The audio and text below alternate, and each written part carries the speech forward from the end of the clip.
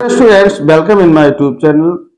देखिए, मैं आज आपको मैथमेटिक्स का जो अनसोल्ड पेपर है उसमें 2025 का जो सेट है जिसमें 7 पेपर्स आते हैं उन सभी को मैं विधिवत रूप से कराने जा रहा हूं।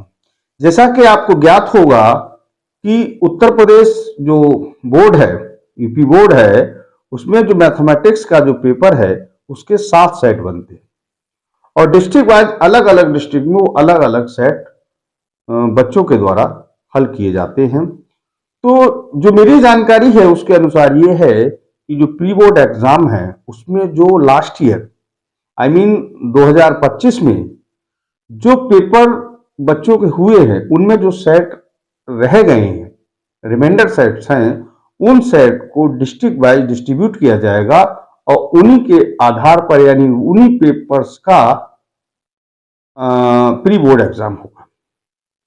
वैसे तो मेरा मन ये था कि जो पूरा अनसोल्ड पेपर पहले मैं कराता स्टार्टिंग से, लेकिन मैंने ये सोचा जब 2025 का जो मेरी जानकारी है उसके अनुसार 2025 का जो 2025 के सेट हैं जो पिछली साल के यानी कि बैक ईयर के, वो इस बार प्री बोर्ड में आ रहे हैं, तो मैं आपको 2025 से ही स्टार्ट कर रहा हूं।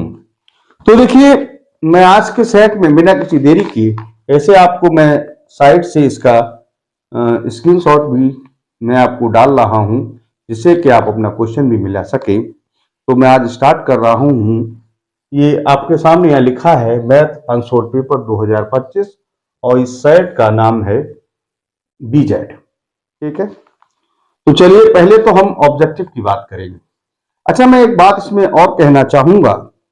मैं इसमें जो इसका पेपर का जो पहला पेज होता है जिसमें इंस्ट्रक्शंस लिखे होते हैं, कितने ऑब्जेक्टिव आएंगे, कितने शॉर्ट क्वेश्चन है, कितने लॉन्ग क्वेश्चन है, और उन क्वेश्चन के आगे उसके नंबर इंडिकेट होते हैं, उसके नंबर उसके आगे अंकित होते हैं, जिससे पता होता है कि कितने हमें क्वेश्चन करना है और कितने नंबर का पेपर है। तो इस विषय में मैं आपको ये आपके पास जो साइड से मैं आपको इसका स्क्रीनशॉट भी लगा दे रहा हूं, क्योंकि मैं समझता हूं कि समय की बड़ी उपयोगिता है, तो कम समय में आपको अधिक से अधिक काम किया जाए। तो इसलिए आप सेट पे देख सकते हैं उसके जो इंस्ट्रक्शंस हैं उनको आप फॉलो कीजिए। उन इंस्ट्रक्शन को पहले पढ़ें, उसके बाद पेपर स्टार्ट करें। और मेरी कोशिश ये रहे, मेरा आपसे सुझाव है कि क्वेश्चन 1 बाय 1 करें, मतलब एक तरफ से करें। ऐसा करने से जो चेकर होता है, जो कॉपी चेक करता है, उसको भी अच्छा लगता है और बच्चे के नंबर भी अच्छे आते हैं। तो ये मेरा सुझाव है। बाकी जब मैं स्क्रीनशॉट लगा रहा हूं तो आपको इंस्ट्रक्शंस और उसके आगे जो उसके नंबर इंडिकेट है वो आपको मिल ही जाएंगे। तो चलिए मैं बिना देरी के स्टार्ट करता हूं। तो मैंने बताया कि सेट का जो नंबर है वो बीजेड है 2025 का। तो उसमें पहला क्वेश्चन है कि 96 और 96 और 404 का मासा 4 है, तो आप उसका लासा ज्ञात कीजिए। तो पहला, मान लीजिए पहला नंबर है, ये क्वेश्चन तो ऑब्जेक्टिव है। क्वेश्चन कैसा है? ऑब्जेक्टिव है, लेकिन हम एकदम ये नहीं कह सकते आंसर, आपको चेक तो करना पड़ेगा। पेपर आपके सामने स्क्रीनशॉट में क्वेश्चन तो दिख ही रहा है, फिर भी मैं ये चाहता हूं उसको थोड़ा सा, अच्छा एक काम, एक चीज और करें आप लोग, अगर आपको रफ कार करना पड़े तो अपने पे जो कॉपी होती है उसके बाएं पेज पे रफ करें और उसे काट दें। ऑब्जेक्टिव भी करते हैं, मोबिकल भी करते हैं, तब भी उसका उसको पहले आप सॉल्व करें, उसके बाद उस पे ए बी सी डी जो भी आता है उस पर आप टिक लगाएंगे। अदरवाइज क्वेश्चन के गलत होने के चांसेस ज्यादा होते हैं। ठीक है, और उसे लिखने के बाद उस पर रफ कार्य डालकर उसे काट भी दें। तो चलिए, स्क्रीनशॉट में आपको दिख रहा है क्वेश्चन, बाकी मैं लेता हूं। तो नंबर है आपका 96, पहला नंबर है आपका 96 और दूसरा नंबर है 404। आपको कह रहा है एचसीएफ जो है, एचसीएफ आपको दिया है 4 और आपसे पूछा है एलसीएम ज्ञात कीजिए। जब आपको एलसीएम निकालना है, आपको एलसीएम निकालना है, आप जानते हैं कि HCF into LCM is equal to होता है पहला पद गुणा दूसरा पद। जब आपको एलसीएम निकालना है बेटा, तो पहला पद गुणा दूसरा पद बेटे क्या हो जाएगा, एचसीएफ। देखिए इसको हम इस प्रकार से देख रहे हैं, ये जरूरी नहीं क्वेश्चन ऑब्जेक्टिव में आए, कोई प्री बोर्ड में तो आ सकता है, जो आपका मेन एग्जाम होगा उसमें हो सकता है क्वेश्चन ऑब्जेक्टिव में ना मिले, शॉर्ट क्वेश्चन में मिल जाए, तो उसका पूरा क्वेश्चन आना चाहिए। ऐसे ABCD नहीं लगाना चाहिए आपको, पहले आप रेफर करें, उसके बाद जो भी उसका आंसर सही है वो दें। चलिए तो यहां देखें, ये आपका 96 है, ये 404 है, ये आपका 4 है, 4 एकम 4 0 1 हो गया, 96 इंटू 101। अब आप इसका थोड़ा सा रफ कार्य भी कर सकते हैं, यहां देख लें 96 है और यहां आपका 101 है, 6 एकम 6 0 फिर 6 या 9 0 6 6 9 6 6, यानी क्या नंबर हो गया आपका, ये 6 हो गया, 6 एकम 6, ठीक है ना, जस्ट ए मिनट, ये 9 बन जाए 9 होगा, तो ये यहां पर 9 हो जाएगा, 9696। तो इसका आंसर डी ठीक है। कौन सा है ऑप्शन डी ठीक है, ठीक है, इसका उत्तर कौन सा है, उत्तर में आप लिखेंगे डी ठीक है, ठीक है बेटा। यहां तक आप मेरे समझ ये कहती है कि आप ये जो क्वेश्चन है, जो कैलकुलेशन है, उसको आप जरूर करें, क्योंकि अधिकतर क्या होता है हम लोग कहीं ना कहीं मिस्टेक कर देते हैं। तो ये फिर चलिए अगले क्वेश्चन की ओर बढ़ते हैं। क्वेश्चन नंबर 2 है, देखिए इस कैलकुलेशन को मिटा दें यहां से।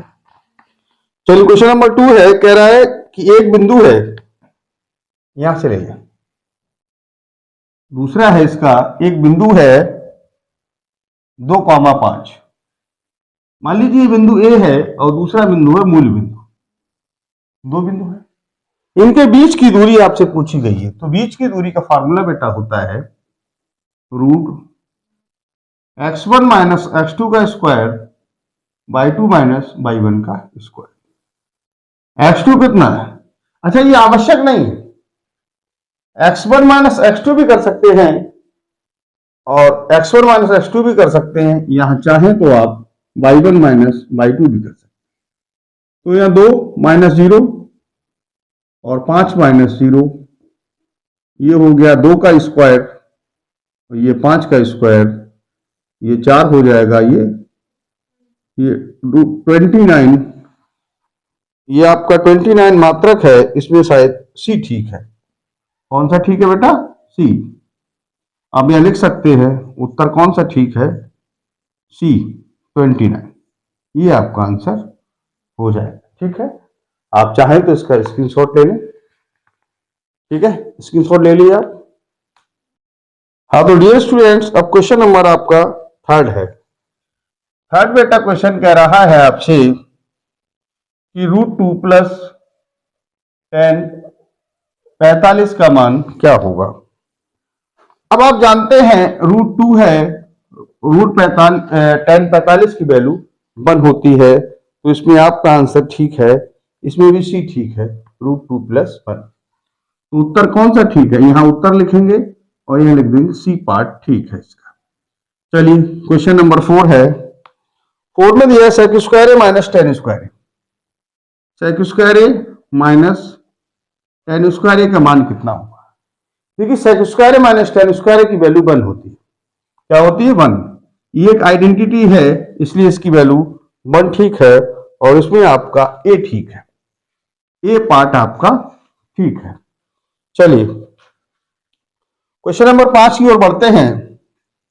क्वेश्चन नंबर 5 कह रहा है बेटा 2x plus 3y equal to 11, यानी 2x plus 3y is equal to आपको 11 दिया गया है, और जबकि x बराबर आपको 1 दिया गया है। y की वैल्यू यहां कंसीडर आपको कर लिए। चलिए ये वैल्यू यहाँ आप पुट कर सकते हैं, ये 1 है plus 3y is equal to 11, ये 3y हो गया, ये 11 है और ये 2 एकम 2 इधर ले आइए -2 हो जाएगा, 3y बराबर क्या हो जाएगा 9 और y बराबर आपका 3। सही है, यानी कि इसमें उत्तर आपका ठीक है बी। कौन सा बेटा? बी आपका उत्तर है। ठीक है, चलिए क्वेश्चन नंबर 6 की ओर बढ़ते हैं। ये क्वेश्चन नंबर 6 कह रहा है आपसे 21, 18, 15 आपको दिया है, 21 है, 18 है, 15 है, अप टू 1 आपको दिया है। इसमें पूछा बहुपद ज्ञात कीजिए जिसका मान 81 है, यानी कैसे क्वेश्चन कह रहा है इसका कौन सा पद -81 है। तो पहला पद यहाँ आपको दिख रहा है 21 है, डी बराबर बात करें 18 - 21 यानी -3 हो जाएगा, माना एन मा पद 81 है। तो कौन सा नंबर एन आपसे पूछा गया है? कोई नहीं, आप जानते हैं एक फॉर्मूला होता है A N is equal to होता है ए प्लस एन -1 इंटू डी। ये -81 है, ए की वैल्यू 21 है, एन पता नहीं है, डी की वैल्यू कितनी है -3। 81 प्लस 21 इसे मल्टीप्लाई कराइए 3n प्लस 3 हो जाएगा, 81 माइनस का 3n प्लस का हो जाएगा 24, 3n आप इधर ले आइएगा, ये 24 तो है ही, इसको इधर लाएंगे तो 81 प्लस का हो जाएगा 3n इक्वल टू हो जाएगा 5 और ये 10 हो जाएगा, n इक्वल टू आ जाएगा 105 अपॉन 3 बन जा 3 5 जा 15, यानी n बराबर क्या हो गया 35वां पद। 35वां पद आपका कितना हो जाएगा? तो इसमें फिर सी ठीक है। कौन सा ठीक है बेटा? सी आपका उत्तर होगा। ठीक है, तो यहां तक आपका स्क्रीनशॉट ले सकते हैं। देखिए डियर स्टूडेंट्स, अगला क्वेश्चन नंबर 7 है। क्वेश्चन नंबर 7 है, ध्यान से आप थोड़ा देखिए। देखिए डियर स्टूडेंट्स, मेरी कोशिश है आप लोगों के साथ कि ये प्री बोर्ड जो है, जिसमें मैंने जहां तक मेरी जानकारी है कि 2025 का आंसर आ रहे हैं, उस यानी जो 7 सेट होते हैं उनमें से कोई भी सेट आ सकता है प्री बोर्ड में। और इसका जरूरी नहीं कि प्री बोर्ड तक ये सीमित है, हो सकता है ये प्री बोर्ड के क्वेश्चन जो है वो मेन बोर्ड जो 2026 का जो नया पेपर होगा उसमें भी आ सकते हैं। और ये भी पॉसिबल है, ये भी पॉसिबल हो सकता है ये कहें कि साहब ये इनमें बच्चों के नंबर अच्छे आए हैं, उन्हें कुछ भाई गवर्नमेंट है कोई भी नया एक्शन ले सकती है, इसलिए मेरा आपसे अनुरोध है कि प्री बोर्ड पर ज्यादा से ज्यादा आप लोग मेहनत करें। और मैं आपसे वादा करता हूं 25 के बाद भी मैं सेट कराऊंगा, लेकिन पहले मेरा फोकस है वो प्री बोर्ड को लेके है। तो चलिए मैं स्टार्ट कर रहा हूं बिना किसी देरी के। देखिए आपके सामने बराबर में जो स्क्रीनशॉट लगी है, जो पेपर का जो क्वेश्चन का स्क्रीनशॉट है, उसमें आप क्वेश्चन तो देख ही रहे होंगे। तो चलिए मैं कोशिश करता हूं क्वेश्चन नंबर अगले की। एक थैले में 2 नीली, 3 सफेद और 4 लाल गेंदें हैं। इनमें से एक गेंद निकाली जाती, गेंद के लाल नहीं होने की प्रायिकता क्या होगी, ये पूछ रहा। ठीक है, तो डियर स्टूडेंट्स, नीले गेंदों की संख्या, नीली गेंदों की संख्या कितनी बेटा? 2। और नीली के बाद है सफेद गेंदों की संख्या। कौन सी बेटा? सफेद गेंदों की संख्या है आपकी 3 और लाल गेंदों की जो संख्या है वो आपकी है 4। तो कुल गेंदों की संख्या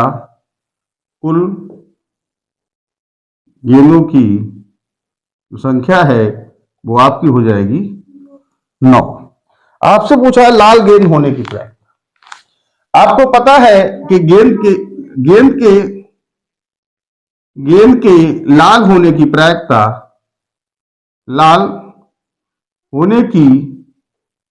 प्रायिकता, का फार्मूला जो होता है वो लाल कितनी है 4 और कुल कितनी है 9। लेकिन आपसे पूछा लाल गेंद का नहीं पूछा है, ये पूछा लाल गेंद न होने की प्रायिकता। तो जैसा कि हम जानते हैं किसी काम के होने की और उस काम के ना होने की जो प्रोबेबिलिटी है, जो प्रायिकता है, उसका सम कितना होता है? 1 होता है। तो यहां बेटा ये 4/9 है, ये P मतलब ना होने की है, बराबर कितना है? 1। मैं क्वेश्चन को इस प्रकार से नहीं करा रहा हूं, ये क्वेश्चन आपके ऑब्जेक्टिव हैं। मेरा ये फोकस है कि अगर ये शॉर्ट या लॉन्ग में क्वेश्चन आ गए तो हम इनको कैसे करेंगे, ये भी मेरे ध्यान में है, क्योंकि आवश्यक नहीं होता है, प्री बोर्ड तक तो सीमित है। मे भी हो सकता है क्योंकि प्री बोर्ड में यही पेपर आएंगे, यानी 7 सेट में से कोई सेट आएगा तो ये ठीक है। अदरवाइज हम ये समझते हैं, जब मान लीजिए 26 में जो पेपर आया, हो सकता है कि ऑब्जेक्टिव वाला क्वेश्चन शॉर्ट में आ जाए, तो इसका पूरा प्रोसेस पता हमको होना चाहिए। तो डियर स्टूडेंट देखिए, ये पी डैश जो है वो किसकी है? किसी काम के ना होने की। तो 1 यहां है, इसको इधर ले आएंगे। इसमें जब आप एलसीएम लेंगे तो एलसीएम कितना होगा? 9 माइनस 4 यानी 5/9। तो इसका आंसर जो ठीक है वो पहला ठीक है। आंसर ये ठीक है। उत्तर कौन सा है बेटा? उत्तर इसमें ए वाला पार्ट ठीक है। चलिए अगला क्वेश्चन है, क्वेश्चन नंबर 8 है। क्वेश्चन नंबर आपका 8 है। 8 कह रहा है कि घटना के अवश्य घटने की प्रायिकता क्या? देखिए डियर स्टूडेंट्स, मान लीजिए जैसे आपने कोई कॉइन थ्रो किया और किसी व्यक्ति ने ये कहा साहब हेड या टेल आएगा, तो उसमें टोटल इवेंट्स कितने? हेड और टेल 2 इवेंट्स है, और उसने 2 पे आपका पैसा लगा दिया, हेड और टेल पे, तो 2/2 यानी 1, तो वो तो आएगा ही। तो श्योर इवेंट है, उसकी प्रोबेबिलिटी कितनी होती? 1 होती। ठीक है, तो अवश्य आने की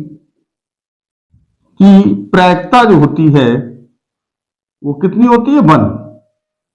और याद रखिए, कोई चीज इम्पॉसिबल इवेंट है, यानी कोई अगर कॉइन थ्रो किया जाए और आपसे कह दिया कुछ नहीं आएगा, इट्स नॉट पॉसिबल, ये संभव नहीं है, कुछ नहीं आएगा, कुछ ना कुछ तो आएगा, तो कुछ ना आने की प्रोबेबिलिटी क्या होगी? 0/2, इट मीन्स 0। तो यहां जो श्योर इवेंट होती है, अवश्य आने की घटना होती है, उसकी प्रोबेबिलिटी कितनी होती है बेटा? 1 होती है। तो इसमें से मैं समझता हूं डी ठीक है। उत्तर कौन सा ठीक है? उत्तर आपका, एक मिनट, उत्तर जो है आपका वो डी पार्ट आपका ठीक है। चलिए क्वेश्चन नंबर 9 की ओर बढ़ते हैं। क्वेश्चन नंबर 9 कह रहा है आपसे, तो बड़ा अजीब क्वेश्चन है, चलिए कोई नहीं, आप टेंशन ना लें। आपको दिया है ए है, बी है और सी है, और इसमें डी और ई दिया है। ये डी है और ये ई है। ठीक है, इसमें 3 सेंटीमीटर है, ये आपका 6 सेंटीमीटर है, ये आपका 2 सेंटीमीटर है, ये आपका 4 सेंटीमीटर है।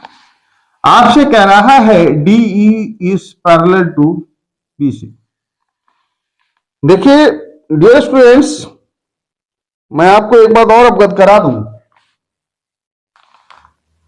ये थ्योरम हुआ करती थी बीपीटी, बेसिक प्रोपोर्शनलिटी थ्योरम,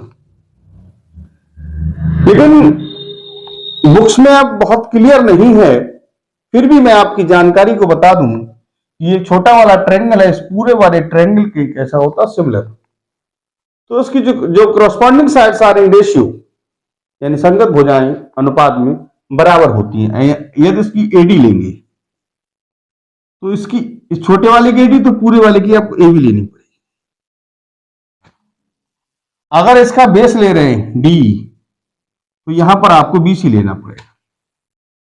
अगर आप यहां ए ले रहे हैं तो आपको यहां ए सी लेना पड़ेगा।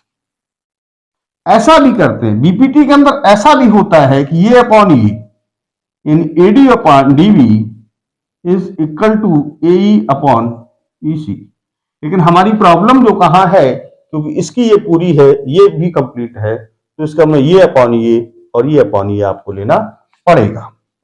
यानी हम कह सकते हैं डी अपॉन BC जो है वो अगर AD कितनी है 3 है और AB कितनी हो जाएगी 9, इसलिए आप कह सकते हैं 3 एकम 3 और 3 3 9, यानी आप कह सकते हैं डी अपॉन जो BC है उसकी वैल्यू कितनी होगी 1/3 हो जाएगी। तो इसका भाग फिर जो है पहला वाला ठीक है, यानी इसका जो उत्तर है वो कौन सा ठीक रहेगा, ए पार्ट। यहां तक आप इसका स्क्रीनशॉट ले सकते। ओके, हाँ तो डियर स्टूडेंट्स, इसी क्रम में क्वेश्चन नंबर जो 10 है उसे हम देखते हैं। क्वेश्चन नंबर जो 10 है उस पर आप ध्यान दीजिए। क्वेश्चन नंबर 10 कह रहा है एक बिंदु Q से एक वृत्त की स्पर्श रेखा की लंबाई 24 सेंटीमीटर है। यानी एक छोटा सा आप इसका डायग्राम बना सकते हैं। ये बिंदु Q है, यहां पर इस Q से इसकी लंबाई 24 सेंटीमीटर है और इसके केंद्र की लंबाई 25 सेंटीमीटर है, तो उसकी त्रिज्या क्या होगी। आप जानते हैं अच्छी तरह से कि जो त्रिज्या है वो स्पर्श रेखा के साथ 90 अंश का कोण बनाती है। तो इस सिचुएशन में ये आपकी कर्ण हो जाएगी। तो यहां लिख सकते हैं त्रिभुज, ये P मान लीजिए OPQ में ये आपकी OQ का स्क्वायर बराबर हो जाएगा QP का स्क्वायर प्लस OP का स्क्वायर। ये 25 है, ये आपकी 24 है और OP आपकी OP है, ये 625 हो गया, ये हो गया 576, 500 जस्ट ए मिनट 576 हो गया प्लस OP स्क्वायर, 625 माइनस 576 बराबर OP स्क्वायर, ये यहाँ आपका रहेगा 49 बराबर OP स्क्वायर, OP बराबर आ जाएगा 7 सेंटीमीटर। यानी इसका आंसर कौन सा ठीक है, 7 सेंटीमीटर, पहला ही ठीक है। आंसर जो है इसका कौन सा ठीक है, पहला, यानी पहले का मतलब है ए पार्ट आपका ठीक है 7 सेंटीमीटर, ये पार्ट आपका सही है 7 सेंटीमीटर। चलिए क्वेश्चन नंबर 11 की ओर बढ़ते हैं अपन। 11 कह रहा है आपके, क्वेश्चन नंबर 11 है कि 6 सेंटीमीटर त्रिज्या है, आर बराबर कितना है 6 सेंटीमीटर त्रिज्या है, और उसमें आपसे पूछा गया है कि एक त्रिज्यखंड है जो केंद्र पर 30 अंश का कोण बनाता है। यानी इस प्रकार की सिचुएशन कुछ ये है, ये केंद्र पर जो है ये त्रिज्या आपकी 6 सेंटीमीटर है, केंद्र का जो कोण है वो आपको दिया 30 अंश।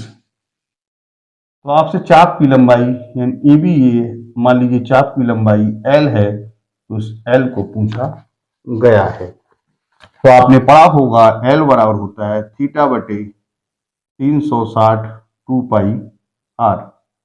ये 30 है बटे 360 2 पाई R की वैल्यू 6 है, एक जीरो काट दीजिए, 3 एकम 3 दूनी 6, 2 पाई गुणा 6 बटे 12, ये आपका आंसर आ जाएगा पाई सेंटीमीटर।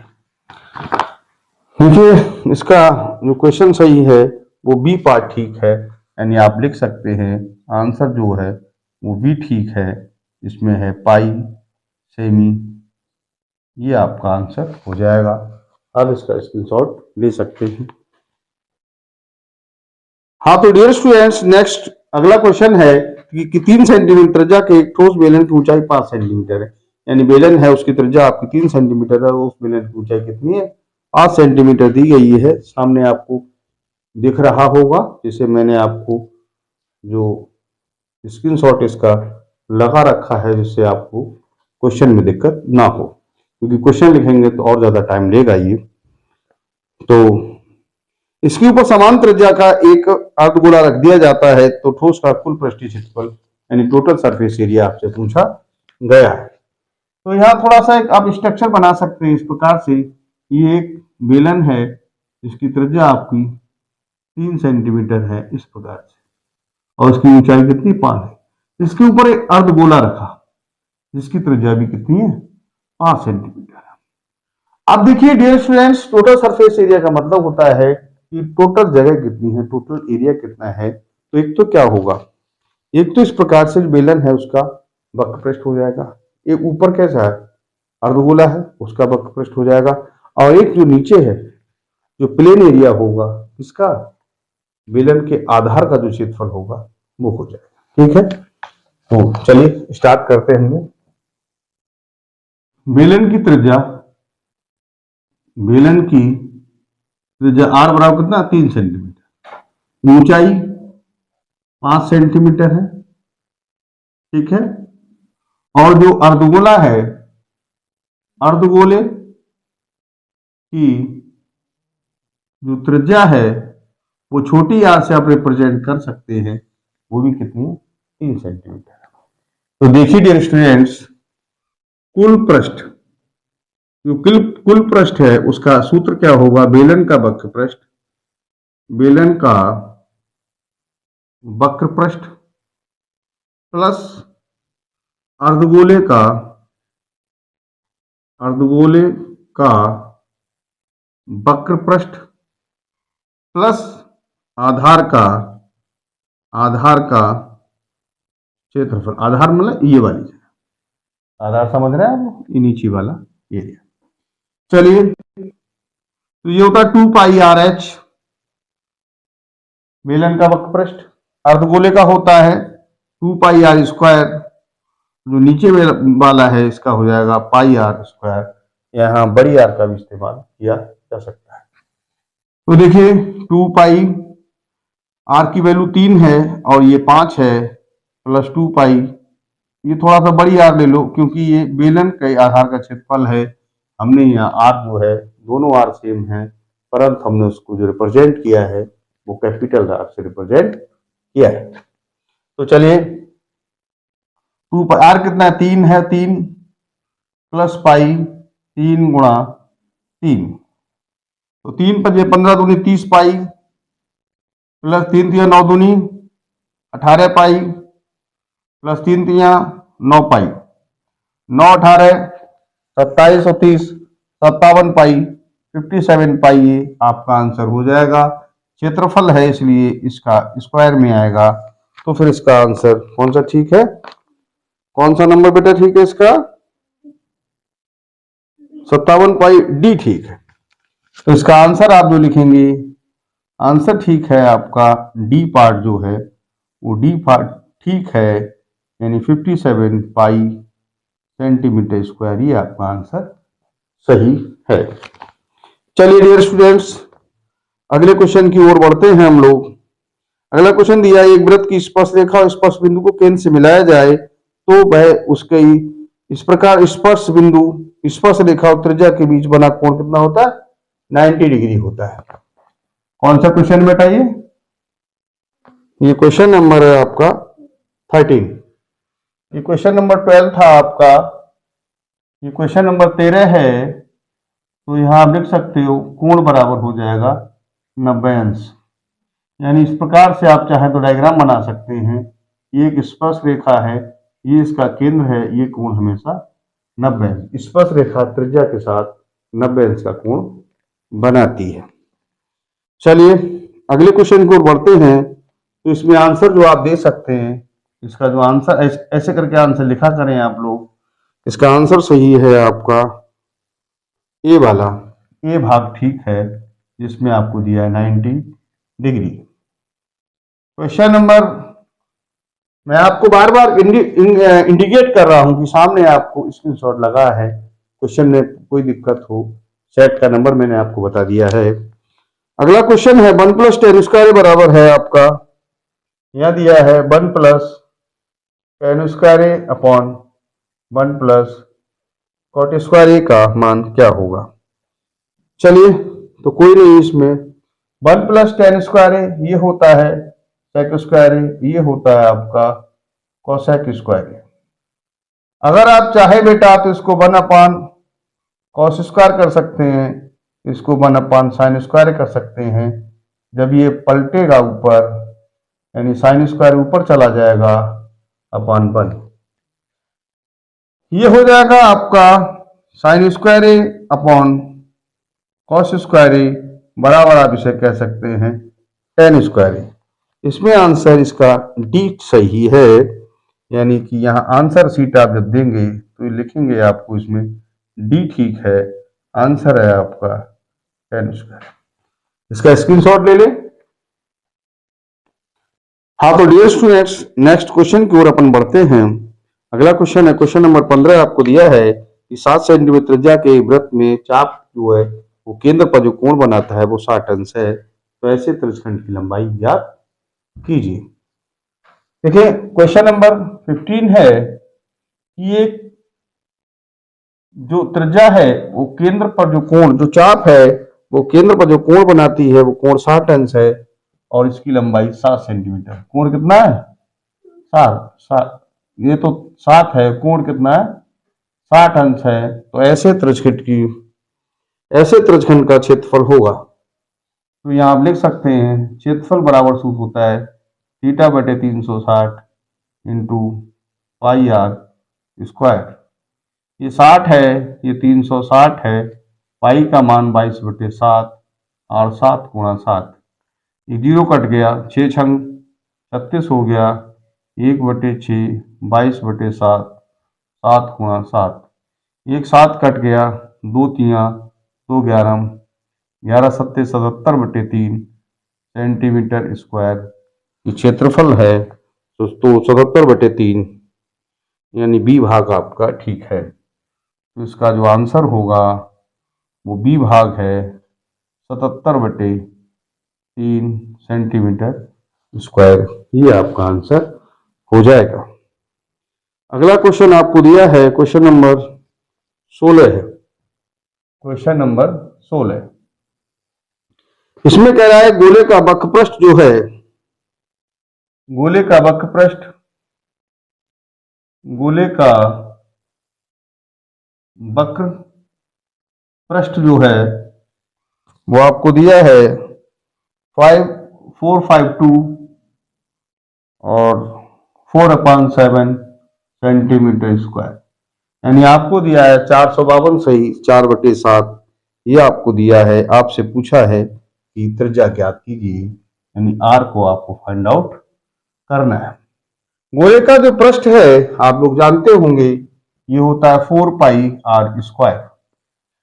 इसको जरा आप सही कर लीजिए, थोड़ा सा रफ लेके, मैं इसको रफ, चलिए कोई बात नहीं, इसमें आप ऐसे करके कर लीजिए, यहां पर थोड़ा सा करा देता हूं मैं, इसकी इसमें गुणा करिए, 7 दूनी 14 और 7 पंजे 35 और एक 36 का 6 हासिल लगा 3 और 7 चौका 28 29 30 31 और ये आपका 4 और हो जाएगा, इस हिसाब से 8 6 31 68, 7 दूनी 14 के 4 1 7 में 35 36 3 28 और 29 30 31, तो 4 ऐड हो जाएंगी, यानी इसको आप लिख सकते हैं। आप चाहें तो इसके लिए लिखना क्या है, कितना है 3168/60, ये आपका हो जाएगा।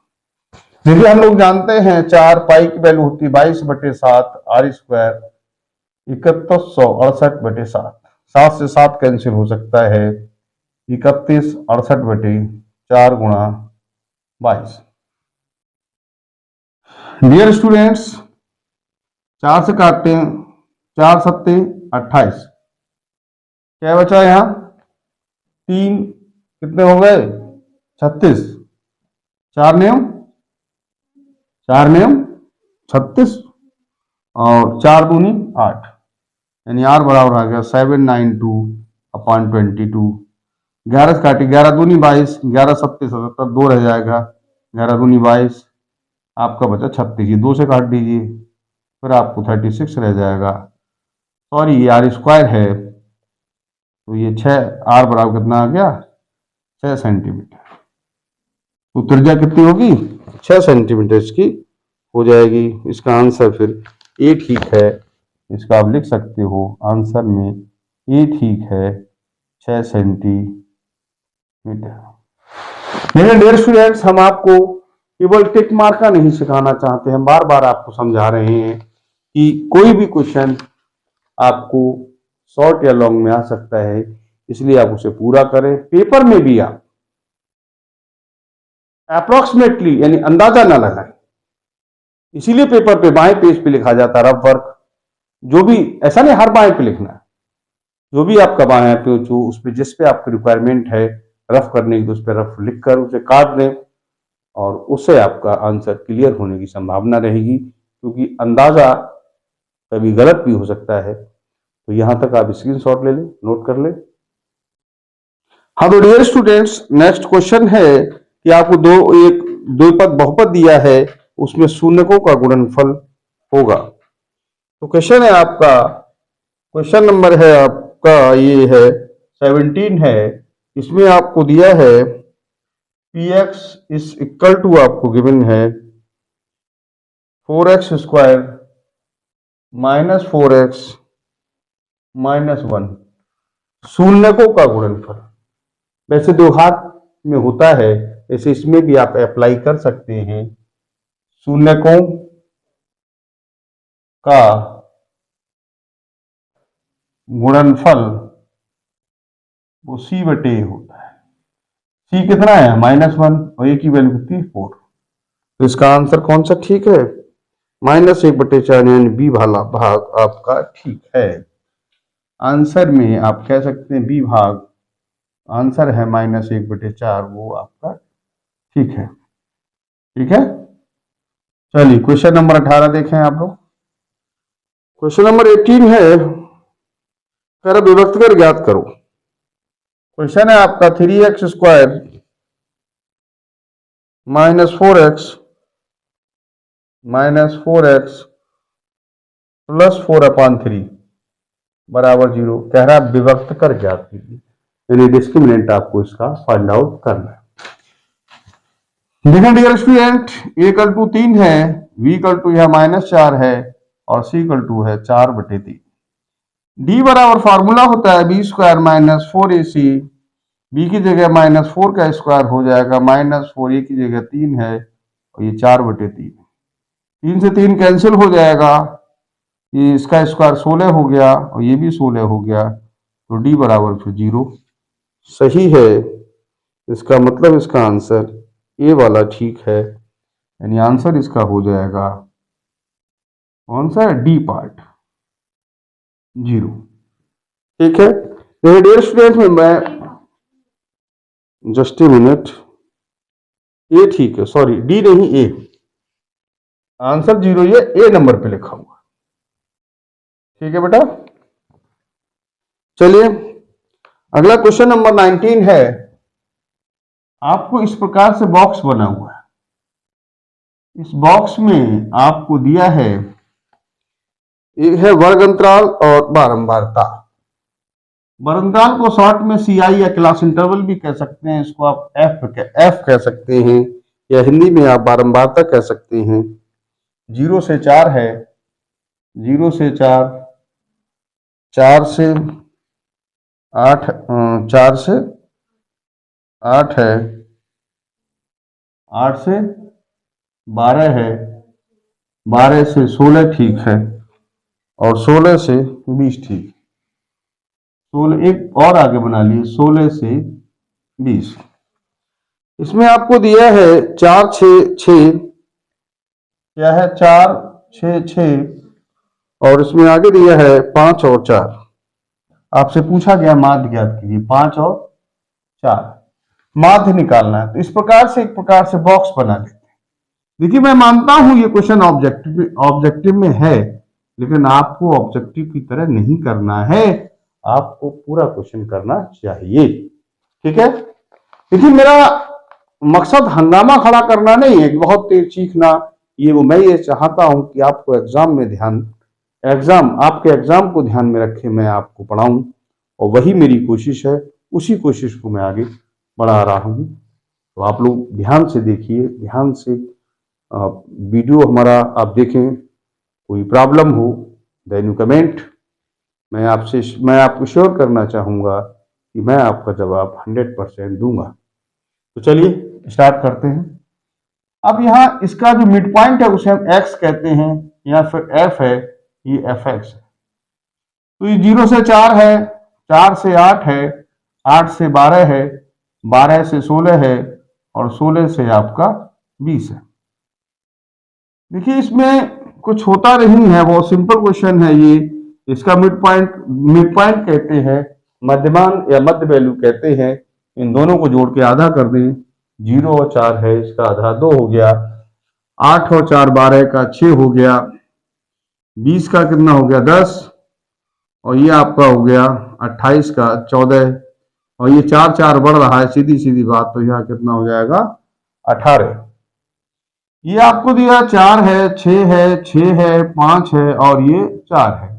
2 चौक कितना 8 होता है, 6 छंग 36, ये 60 हो जाएगा, 14 पंजे 70, 18 चौक 72।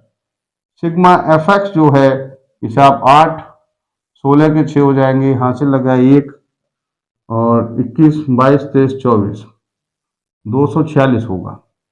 देखिए 8 और 6 14 15 16 के 6 1 कैरी, और 7 7 इसमें एक अगर जोड़ दें तो 7 की 21 हो जाएगा, 22 23 24, और ये सिग्मा एफ जो है वो आपका 10 और 20 और 5 ये 25 हो जाएगा।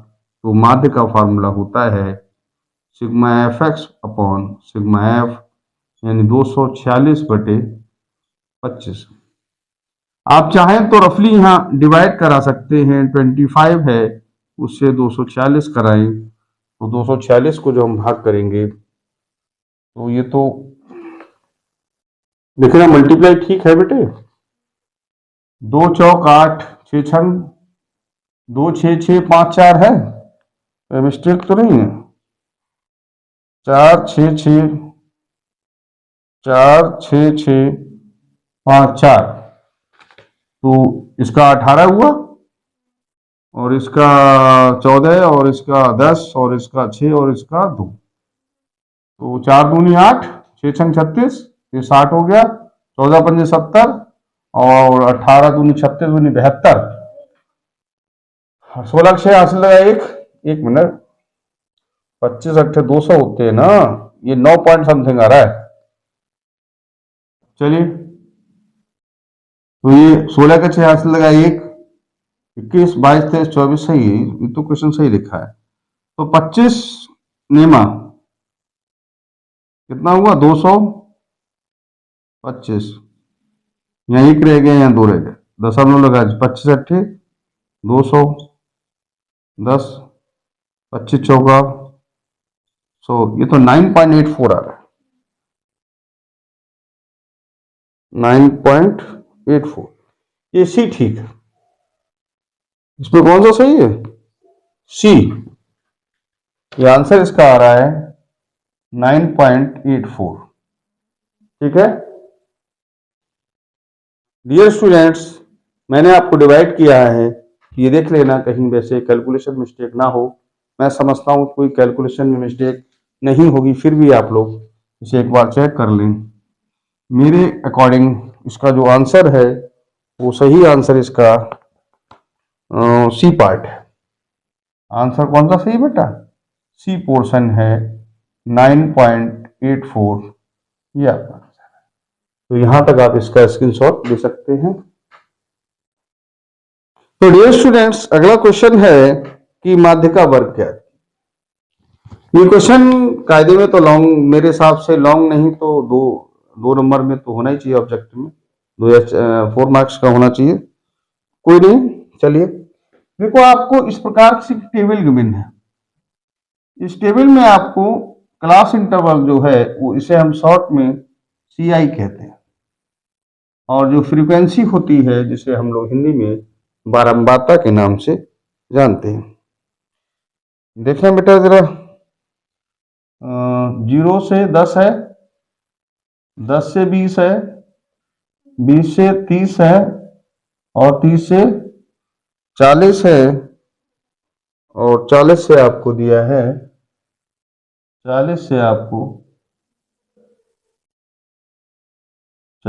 आपको दिया है 40 से 50। इसका जो वो 6 8 10 ये 6 है, ये 8 है, ये आपको 10 है, 9 और 12। आपसे ये पूछा है कि माध्यिका वर्ग ज्ञात। ये थोड़ी सी मैं समझता हूं थोड़ा क्वेश्चन प्रॉब्लम्स की तरफ बढ़ेगा, लेकिन कोई बात नहीं, आप टेंशन बिल्कुल ना लें। पहले देखो, पहले हम लिखेंगे CI यानी क्लास इंटरवल, या कहते हैं वर्ग अंतराल। यहाँ लिखेंगे F और यहाँ लिखेंगे CF। CF को हम लोग संचयी बारंबारता के नाम से जानते हैं, F को हम फ्रीक्वेंसी या बारंबारता के नाम से जानते हैं। 0 से 10, 10 से 20, 20 से 30, 30 से 40 और 40 से 50। यहाँ है 6 है, 8 है और 10 है, 9 है और 12। चलिए डियर स्टूडेंट्स, ये 6 हो जाएगा, 6 और 8 कितना होता है? 14। ये 24 हो जाएगा, 24 और 9, 24 और 9 हो गया आपका 33 हो जाएगा, ठीक है ना? 24 और 9 33 और 12 और जोड़ लीजिए आप, तो ये आपका हो जाएगा 45। ठीक है, अब इसका जो आंसर क्या हो गया, आपको 45 हो गया। अब हम कोशिश हमारी ये है कि ये कैसे निकाला जाए। तो अगर हम इसको ऐड करें, ये कितने पद हैं, ये n है या सिग्मा f कह सकते हैं, तो कितना हो जाएगा? 6 और 8 14, 14 और 9 कितना हुआ? 14 और 9 हो गया आपका 23, 24 नहीं, ये 45 जब ये, तो इसका सम भी 45 है। ठीक है, यहां तक आप देख रहे होंगे। हाँ, तो मैं डियर स्टूडेंट ये कह रहा था इस क्वेश्चन की आपको माध्यिका वर्ग निकालनी, लेकिन माध्यिका वर्ग निकालने के लिए आपको मध्यपद की जरूरत पड़ती है। क्या के लिए? मध्यपद। तो यहां आप लोग लिखेंगे मध्यपद, मध्यपद बराबर, मध्यपद होगा n/2 पद। n/, तो n कितना? 45। कितना है बेटा?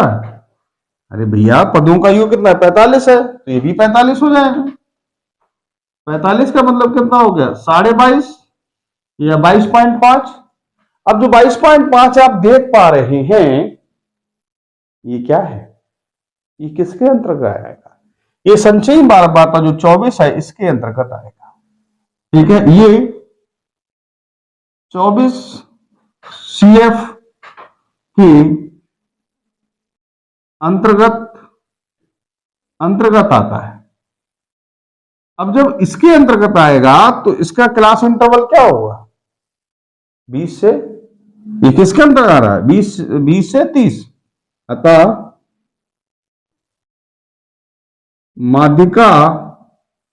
माध्यिका जो वर्ग है वो कौन सा हो जाएगा? 20 से 30। डियर स्टूडेंट्स, एक बार फिर से ध्यान दें आप लोग, बहुत ज्यादा टेंशन का काम नहीं है। पहले CF निकाला है, वो ये आपका आपने CF, CI क्लास इंटरवल होता है ऊपर वाला, फिर F CF लिख लिया, इसका सम जो है लास्ट के ऊपर आता है। अब हमने, क्योंकि माध्यिका चाहिए हमको, तो हमने मध्यपद निकाला। मध्यपद क्या? n/2 पद मध्यपद हो जाएगा, यानी 22.5 में नंबर पे लगभग ये होगा। ये किसके अंदर आ रहा है? 24 वाली CF है, जो संचयी बारंबारता है, उसके अंतर्गत आता है। अतः माध्यिका वर्ग जो कौन सा हो जाएगा? 20 से 30। यहां तक आप स्क्रीनशॉट ले सकते हैं।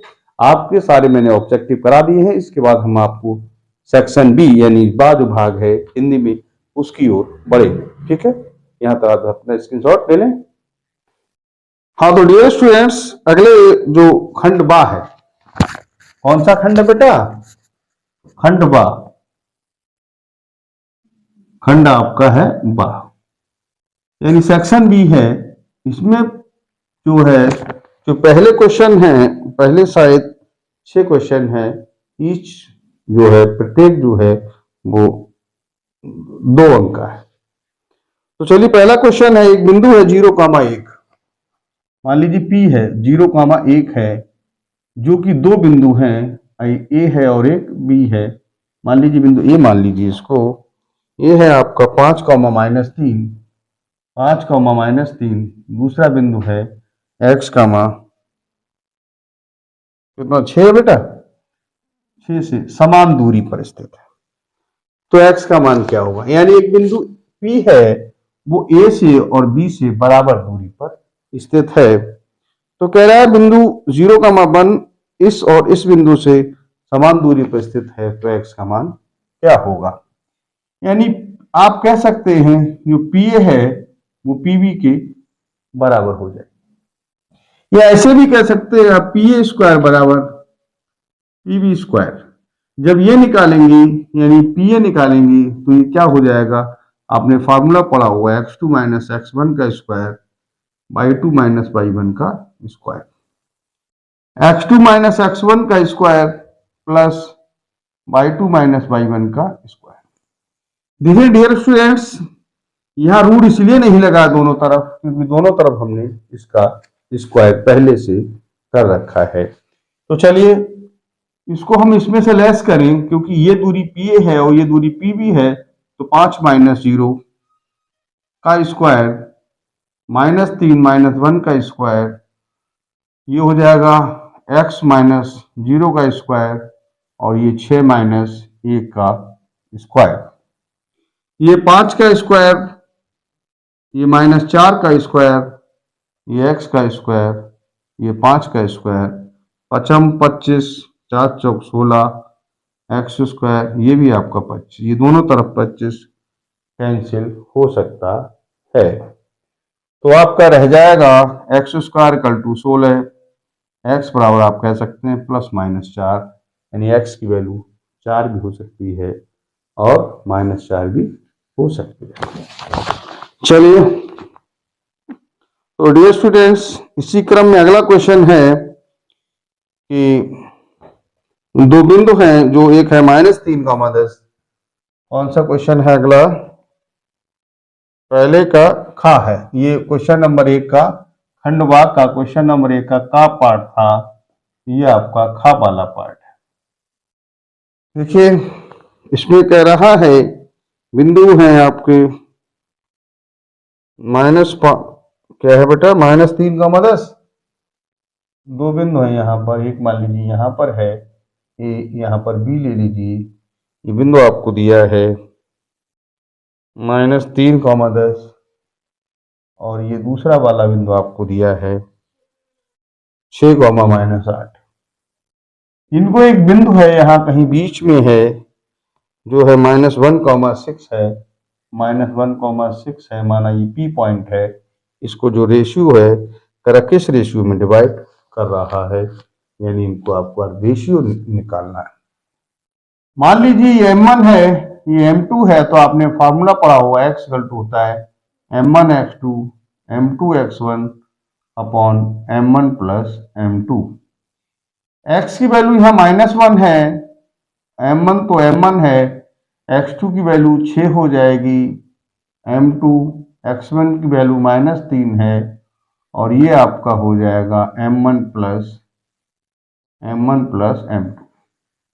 इसे 1/, करके इसके क्रॉस मल्टीप्लाई कराएंगे तो 6M1 minus 3M2 equal to हो जाएगा आपका -M1 और -M2। M1 को एक तरफ करा लीजिए, M2 को एक तरफ, ये प्लस M1 हो जाएगा, ये इधर आएगा तो 3M2 -M2 ये रहेगा और ये हो जाएगा 7M1 2M2, M1 upon M2 आ जाएगा 2/7। इसका मतलब है M1 रेशियो M2 हो जाएगा 2:7, यही आंसर होगा। देखिए डियर स्टूडेंट्स, यार ये नेसेसरी नहीं, आवश्यक नहीं है कि आप यहाँ x लें, आप चाहें तो y भी ले सकते हैं। ठीक है, तो यहाँ तक आप स्क्रीनशॉट ले लें।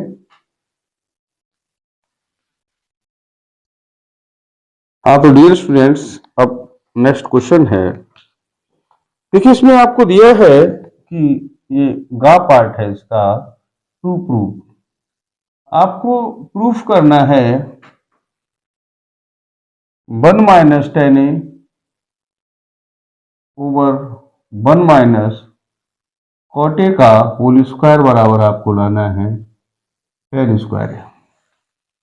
ये आपको प्रूफ करना है, तो यहाँ आप लेफ्ट हैंड साइड ले सकते हैं 1 minus tan A upon 1 minus cot A का स्क्वायर।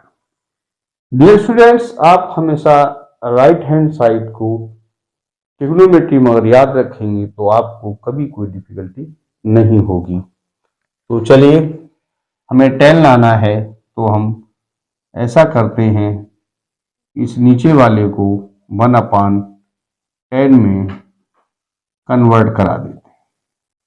1 माइनस टेन ए, ठीक है डियर स्टूडेंट्स, यहाँ टेन ए एलसीएम हो जाएगा, ये हो जाएगा tan A minus 1 square two पर है।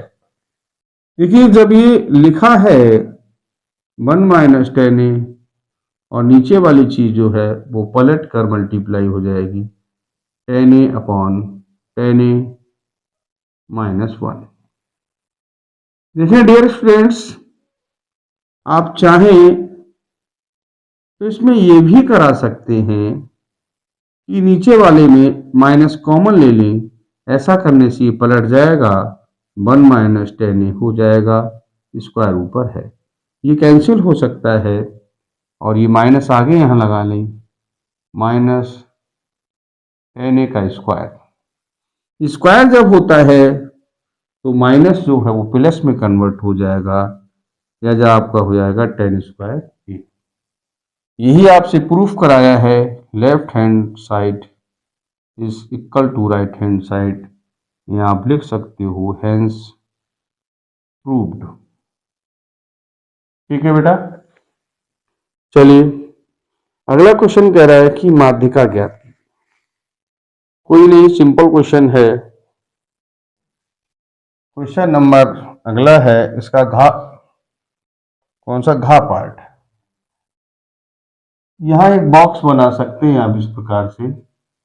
इस बॉक्स में आपको दिया है CI क्लास इंटरवल, और इसके बाद जो वर्गंतराल है वो 40 से 50 तक है, 0 से 10, 10 से 20, 20 से 30, 30 से 40 और 40 से 50। नीचे 7 9 19 7 9 F दिया है, 7 9 19 है, इसके बाद 15 और 7, 15 और 7। इसके लिए निकालने के लिए आप एक छोटा सा बॉक्स बना सकते हैं इस प्रकार से।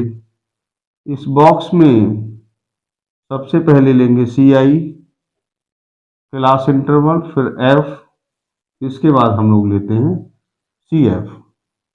0 से 10, 10 से 20, 20 से 30, 30 से 40, 40 से 50। ये 7 है, ये 9 है, ये 19 है, ये 15 है और ये 7 है। 7 ऐसे लिखिए, 7 और 9 कितना हुआ बेटा? 16, 16 19, 16 19 कितना हो गया? 20 35, 35 और 15 है 50, और ये हो गया 57। इसका जब सम करेंगे सिग्मा एफ एन लिख देंगे तो ये भी आपका 57 हो जाएगा। ठीक है डियर स्टूडेंट्स, इसके बाद हम चाहेंगे कि हमें माध्यिका निकालनी है, तो माध्यिका के लिए हम सबसे पहले लिखेंगे मध्यपद। मध्यपद जो है वो n/2 कर सकते हैं, 57/2, तो 2 दूनी 4, 1 2 अट्ठे 16, 2 पंजे 10, यानी 28.5। ठीक है, 28.5 है। इसका मतलब है कि इसका ये वाला जो पद है वो माध्यिका वर्ग हो गया। तो माध्यिका वर्ग जो है वो माध्यिका वर्ग बेटा हो जाएगा 20 से 30। यहाँ F की वैल्यू जो है वो कितनी हो जाएगी? 19, और CF जो है इससे ऊपर वाला टर्म है वो हमारा CF कहलाएगा। यहां तक शायद समझ में भी आ गया होगा और आपने शायद नोट भी कर लिया होगा। तो हम चलिए इसको मिटा देते हैं एक साइड को। यहां तक समझ में आ गया होगा आपको। चलिए साइड को मिटा देते हैं। देखिए डियर स्टूडेंट, क्वेश्चन बहुत सिंपल होते हैं, ज्यादा परेशान या होपलेस होने की जरूरत नहीं होती है। बहुत सिंपल क्वेश्चन है। इसका फॉर्मूला होता है h, क्लास इंटरवल होता है h, आपका हो जाएगा 10। तो जो माध्यिका है, माध्यिका का फॉर्मूला होता है L plus n/2 minus C F over F into H. L क्या है? जो माध्यिका वर्ग होती है उसकी जो लोअर, ये लोअर लिमिट अपर, ये लोअर जो होता है उसे हम, ये 20 हो जाएगी, n/2 28.5, सी एफ मैंने कहा 16 है, और इसके बाद एफ कितना है बेटा? 19 है, और एच आपकी हो जाएगी 10। ये 20 प्लस इसमें लेस की 0.5, यहाँ 2 रह जाएगा, यहाँ 1, और ये 19 10। ये 20 बेटा जब इसमें गुणा करेंगे 125 बटे 19 हो जाएगा। 19 का आप यहाँ डिवाइड करा सकते हैं। 19 से डिवाइड कराइए 125 को, देखिए बेटा कितनी बार जाएगा? लगभग साइड 6 बार जाना चाहिए। 6 नेम 54 के 4 5, 6 कम 6 और 5 कितना 11 हो जाएगा। यहाँ 1 और 1 रह जाएगा। ठीक है, तो ये आ जाएगा 20 प्लस 6। आप पॉइंट लगा दें, यहाँ 0 बढ़ा लें, 10 हो जाएगा। लगभग आप 5 बार चले हैं। 19 पंजे 95, 95 हो जाएगा, और ये 5 रह जाएगा, यहाँ 1 फिर 0 कर सकते हैं, और ये लगभग शायद कितना 2 तो 7 बार लगभग चला जाएगा, है ना? 8 नहीं, 8 तो 8 ज़्यादा हो जाएगा। तो ये 1 मिनट 57, ये हो गया 57, तो इसका आंसर सही रहेगा 26.57। ये आपका आंसर हो जाएगा। यहाँ तक आप चाहें तो इसका स्क्रीनशॉट ले सकते हैं। ठीक है, हाँ तो डियर स्टूडेंट्स, अब और एक नए, मेरा कहने का लहजा ये है कि ये क्वेश्चन जो है मैं समझता हूँ कि इन्हें प्री बोर्ड के अतिरिक्त मेन एग्जाम उसमें भी ये आ सकते हैं, इसलिए आप बहुत ध्यान से क्वेश्चन देखें। मैं कोशिश कर रहा हूं कि आपको 1 बाय 1 समझ में आ जाए। ठीक है, जब अपन स्टार्ट करते हैं, पैरा सिद्ध कीजिए। क्वेश्चन है आपका, सिद्ध करो, सिद्ध करो, क्या सिद्ध करें कि 3√2 एक अपर में संख्या है, अपर में संख्या है। आपको प्रूफ करना है ये अपर में संख्या।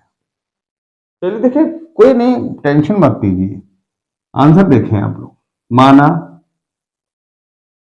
√3/2 p/q एक पर में संख्या है, पर में संख्या। आपने क्या करा कि माना ये एक संख्या कैसी है? पर में है, जो p और q के फॉर्म में है। ठीक है, p का मतलब वही 1/2, 1/4, 3/, जो कुछ भी हो सकती है, p/q के फॉर्म में है। ठीक है, तो p/q बराबर है 3√2। आप जानते हैं किसी परमेय संख्या में कोई भी वास्तविक कोई भी संख्या है, उसमें आप किसी से गुणा करें, जैसे 2 है, 2 मान लीजिए परमेय संख्या है, उसमें अगर आप गुणा करा दें 3 का, तो 2 3 6 फिर भी परमेय रहेगी।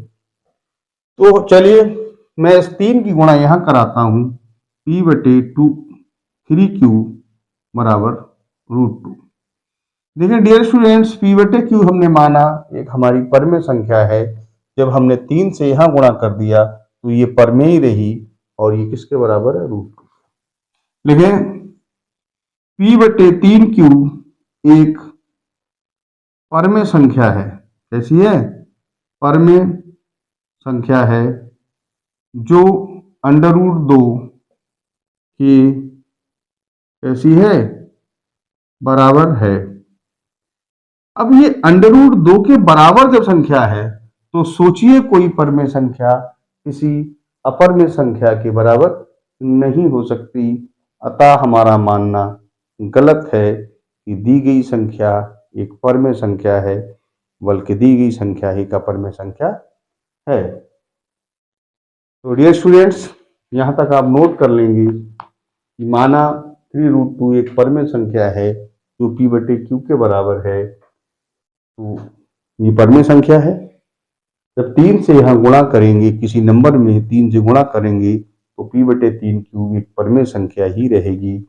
तो p/3q एक परमेय संख्या है जो कि √2 के बराबर है। तो यहाँ आप लोग हिंदी में लिखेंगे p/3q एक परमेय संख्या है जो √2 के बराबर है, परंतु p/q क्योंकि परमेय संख्या है जबकि √2 एक अपरमेय संख्या है, और एक परमेय संख्या कभी भी एक अपरमेय संख्या के बराबर नहीं हो सकती। अतः हमारा मानना गलत है कि दी गई संख्या एक परमेय संख्या है, बल्कि दी गई संख्या एक अपरमेय संख्या है। ये आप यहाँ हिंदी में लिख देंगे। ठीक है, मैं समझता हूं आप लोगों ने ये लिख लिया होगा। चलिए अगले क्वेश्चन की ओर बढ़ते हैं। इसका है आपका ये अड़ा था चा पार्ट। कौन सा पार्ट? अच्छा, कह रहा है 120 और 315 का एलसीएम ज्ञात कीजिए। 120 है और 315 का आपको क्या निकालना है? एलसीएम फाइंड आउट करना है 120 का और 315 का। चलिए 120 है, इसको आप ब्रेक करा सकते हैं इस प्रकार से। पहले अच्छा एक रफ लिख ले। 120 है, पहले 2 से कैंसिल करिए, 2 छंग, फिर 2 से करिए, 30 आएगा, फिर 2 से करिए, 15 आएगा, फिर 2 से नहीं, अब 3 से होगा, 3 पंजे 15, फिर 5 से करिए। यानी इसके जो टुकड़े हुए 2 गुणा 2 गुणा 2 गुणा 3 गुणा 5, यानी अभाज्य गुणनखंडों में हमने इसको ब्रेक कर लिया। ठीक है, तो डियर स्टूडेंट्स, यहां तक तो शायद समझ में आ गया होगा। चलिए अब लेते हैं हम 315 की बात करें। देखें, तो 315 है तो सबसे पहले आप 2 से काट सकते हैं। 2 से नहीं कटेगा क्योंकि 2 से कोई नंबर डिवाइड होता है वो या तो इवन हो या फिर शून्य हो, लास्ट नंबर। 3 से काटते हैं, 3 एकम 3, 0, 3 पंजे 15, फिर 3 से काट दिए, 3 3 9, 1 3 पंजे 15, फिर कटेगा 5 से, 5 सत्ते 35 और 7 1 7। तो ये 3 गुणा 3 गुणा 5 गुणा 7। ठीक है, अब आप ले लीजिए एलसीएम। तो बेटे एलसीएम का एक तरीका होता है, कॉमन एक बार बाकी सब लिखा जाता है। तो 2 यहां कॉमन नहीं लिखा जाएगा, दोबारा 2 नहीं फिर लिखा जाएगा, फिर 2 नहीं फिर लिखा जाएगा। 3 एक बार कॉमन एक बार लिखा जाएगा, दोबारा नहीं तो फिर भी लिखा जाएगा। 5 कॉमन एक बार और 7 फ्री रहेगा। ठीक है, 3 बार हो गया, 3 2 बार हो गया, 5 और 7। ठीक, चलिए गुणा कराते, 2 दूनी 4 दूनी 8, 8 तिया 24 और कितना हुआ, 3 दूनी 6 दूनी 12 दूनी 24 और ये हो गया 5 सत्ते 35 और 7 ही हो गया।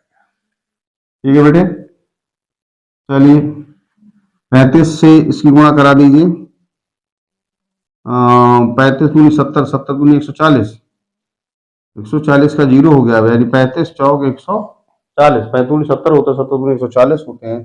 अब आपका हासिल लगा या कैरी हुआ 14, 35 दूनी 70, 70 और 14 84 हो गए। 7 रह गया गुणा होने के लिए, कराइए 0, 7 चौक 28, हासिल 2 और 7 अट्ठे 56, 57 और 1 58। तो बेटा आपका आंसर आ जाएगा 5800 80 ये आपका एलसीएम होगा। आप इसका स्क्रीनशॉट ले सकते हैं बेटा। हाँ तो डियर स्टूडेंट्स, अब मैं सेक्शन बी जो है, यानी हिंदी में कह सकते हैं जो भाग खंड बा है, उसका सेकंड क्वेश्चन है। ये क्वेश्चन जो है आपको इसमें से 5 खंड करने हैं, लेकिन मैं आपको 6 खंड दिए हैं। सभी खंड कराऊंगा क्योंकि आपको सब आनी चाहिए। पेपर में आप इस चीज छोड़ दीजिए, कोई दिक्कत नहीं है, छोड़ना ही है आपको, लेकिन हमें सब कराने चाहिए। पता नहीं आपको कौन सा अच्छा लगे या कौन सा ना लगे। प्रत्येक क्वेश्चन 4 नंबर का है। तो चलिए मैं सबसे पहले आप क्वेश्चन नंबर 2 का पार्ट है, सर इसकी टेबल बनाते हैं। टेबल क्या है बेटा, यहां आपको दिया CI क्लास इंटरवल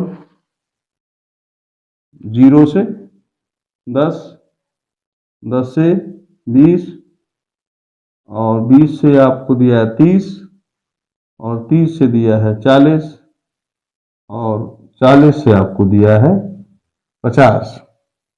यहाँ F है, ये आपको दिया 6, 11, 18, 21, और आपको दिया है 15।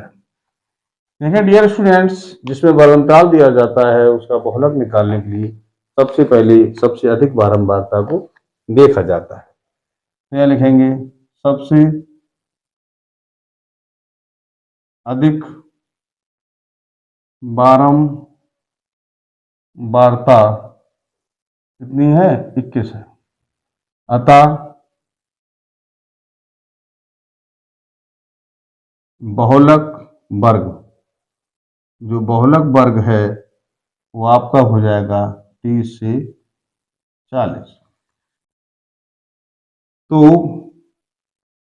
यहाँ L इसकी जो लोअर है वो 30 हो जाएगी, और इसको हम F1 कहते हैं। F1 कितना है, 21 है। इससे पहले वाले को F0 या F0 कहा जाएगा, इससे आगे वाले को F2 कहा जाएगा, और जो क्लास इंटरवल है वो 10 है। तो बहुलक का फार्मूला होता है, बहुलक बराबर होता है L प्लस ऊपर क्या होता है, F1 minus F0, 2F1 minus F0 minus F2 into H। ठीक है, तो चलिए इसका आंसर पुट करते हैं अपन। L कितना 30 प्लस F1 कितना है 21 माइनस F0 18 है, और 2 गुणित 21 माइनस 18 माइनस 15, और H है आपका 10। ठीक है, चलिए ये 30 है आपका, इसमें से लेस करिए तो आपका 3 रह जाएगा, और यहाँ आ जाएगा 2 गुणा 21 दूनी कितना हो गया 42, और ये 18, 8 5 13 के 3 हो जाएगा, और ये 3 33 हो जाएगा, गुणा कितना है 10। तो यहाँ आप घटाई कितना बचेगा 9 गुणा 10, 3 3 9, तो 30 प्लस 10/3, और ये आपका हो जाएगा 3 3 9 1, 3 3 9, 3 3 9, 33.33। ये आपका आंसर हो जाएगा। आप इसका स्क्रीनशॉट ले सकते हैं।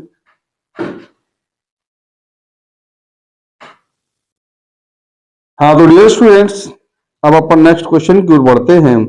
इसमें कह रहा सिद्ध कीजिए कि बाह्य बिंदु से वृत्त पर खींची गई स्पर्श रेखाओं की लंबाइयां समान होती हैं। तो डियर स्टूडेंट्स, मान लीजिए ये बहुत इंपॉर्टेंट क्वेश्चन है, अधिकतर एग्जाम में हर बार आता है।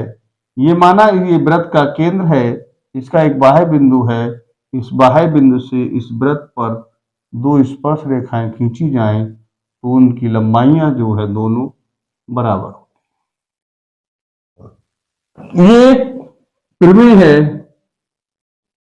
इसको आप चाहें तो थोड़ा सा लॉन्ग प्रोसेस हो सकता है, क्योंकि स्पर्श रेखा हमेशा 90 पर जाती है, ये आप जानते हैं। तो यहां लिख सकते हैं वो केंद्र वाला वृत्त है, वो केंद्र वाला वृत्त है, वृत्त है, ठीक है, जिसके बाह्य बिंदु, बाह्य बिंदु P से वृत्त पर दो स्पर्श रेखाएं PA व PB खींची गई हैं। ये दो स्पर्श रेखाएं खींची गई, ठीक है। वैसे कायदा तो ये होता है, पहले जो फिल्में हुआ करती थी उस फिल्में में बाकायदा ये लिखा जाता था, दिया है, सिद्ध करना है, रचना, फिर उपपत्ति होती थी, यानी प्रूफ होता था। लेकिन अब रचनाओं की बुक्स में है नहीं, मतलब आई मीन फिल्में नहीं है लगभग, ये क्वेश्चन टाइप से है। तो मैं इस क्वेश्चन को आपको क्वेश्चन टाइप से ही करा रहा हूं। तो देखिए, यहाँ लिखिए, त्रिभुज OAP तथा त्रिभुज OBP में, इन दोनों त्रिभुज में हम चर्चा करते हैं। कोण OAP बराबर कोण हो जाएगा OBP। ये कोण, ये दोनों बराबर होंगे। क्यों बराबर है? प्रत्येक समकोण है। कैसे हैं? समकोण। चलिए, OA बराबर OB, ये इसके बराबर है, वृत्त की त्रिज्या है, वृत्त की त्रिज्याएं। क्यों बराबर है? वृत्त की त्रिज्याएं हैं। OP बराबर OP, इसमें भी OP आ रहा है, इसमें भी OP आ रहा है, आप लिख सकते हो उभयनिष्ठ है। कैसे हैं? उभयनिष्ठ मतलब कॉमन है। जब किसी त्रिभुज में दो भुजाएं और एक कोण बराबर होता है, ये ऐसे समकोण त्रिभुज में से भी आप कह सकते हैं, ठीक है। अतः त्रिभुज OAP सर्वांगसम होगा, ये चिन्ह सर्वांगसम का होता है, सर्वांगसम होगा किसके? त्रिभुज OBP के, यानी ये त्रिभुज इस त्रिभुज के सर्वांगसम होगा। सर्वांगसम का मतलब ये कोण इसके बराबर है, ये कोण इसके बराबर है, ये रेखा इसके बराबर है, तो हर संगत वैल्यू बराबर होगी। तो चलिए डियर स्टूडेंट्स, हम कह सकते हैं अतः PA बराबर PB, यही आपको क्या करना था? आपको लाना था। स्क्रीनशॉट ले लें आप। हाँ, तो डियर स्टूडेंट्स, अब अपन नेक्स्ट क्वेश्चन की ओर बढ़ते हैं। अगला क्वेश्चन है आपके सामने कि एक त्रिभुज है जिसमें 3 सेंटीमीटर, 6 सेंटीमीटर और 8 सेंटीमीटर है। एक त्रिभुज है जिसकी भुजाएं 3, 6 और 8 हैं, और दूसरा त्रिभुज है जिसकी भुजाएं 4.5 हैं, 9 हैं और 12 हैं। सिद्ध कीजिए त्रिभुज समरूप होंगे। तो चलिए, हम इस क्वेश्चन के साथ एक छोटा त्रिभुज बनाते हैं, एक थोड़ा सा बड़ा बना देते हैं।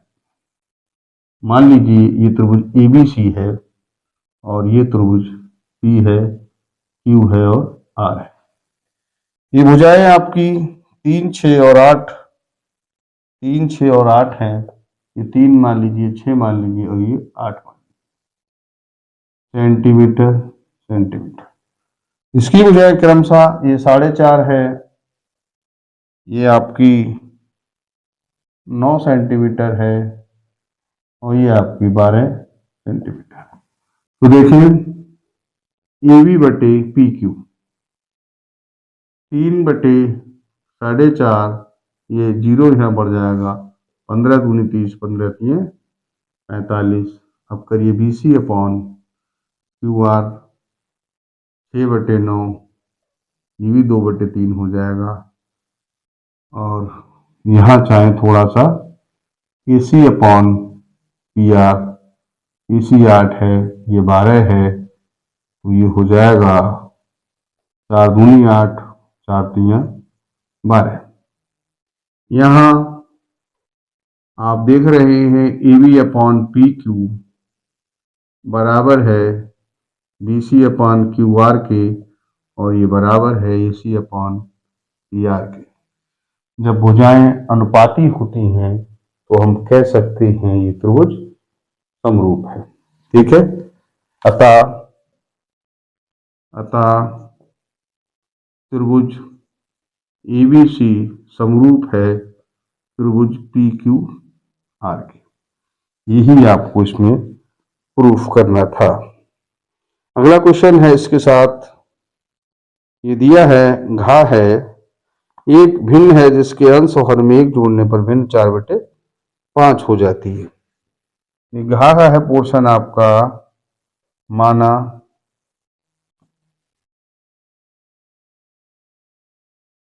भिन्न का अंश बराबर x, भिन्न का जो हर है वो मान लीजिए y, तो भिन्न कितना हो जाएगी बेटा? तो भिन्न आपकी हो जाएगी x अपॉन y।